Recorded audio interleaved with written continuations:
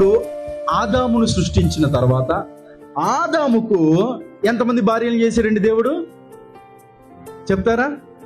ఆదాము ప్రక్కటెముకలో 2 స్త్రీలను చేశాడా? లేదు.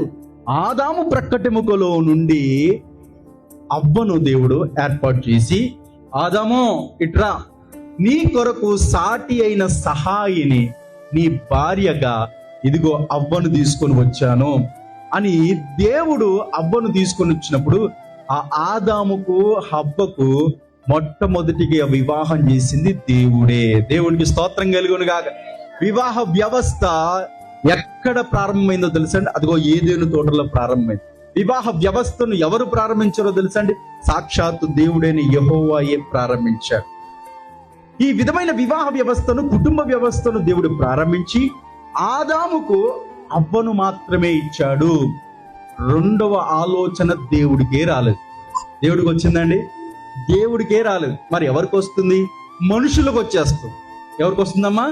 మనుషులకు వచ్చేస్తుంది. బైబిల్ సెలవిస్తుంది, ఒక భర్తకు ఒక భార్యే, ఒక భార్యకు ఒక భర్తే. ఇది దేవుడు ఏర్పరిచిన నియమము, విధానం. కానీ మనుషులు ఒక భార్యతో ఒక భర్తతో వేగలేక, ఉండలేక, సహించలేక వీరే వెతుక్కుంటున్నారు. ఏం చేస్తున్నారండి? వీరే వెతుక్కుంటున్నారు. భర్తలను చంపేస్తున్నారు, భర్తలను ఏదో పెట్టి చంపేస్తున్నారు, వీడు అని అనుకుంటున్నారు, అదంటున్నారు, పిల్లల్ని చంపేస్తున్నారు, వెతుక్కుంటున్నారు. ఏ కుటుంబంలోనే ఏదో ఒక విధంగా సంతోషంగా జీవించేద్దామని ప్రయత్నాలు చేస్తున్నారే గాని చివరికి ఏం సాధిస్తున్నారండి? జైల్లో పెట్టి కూర్చుంటున్నారు.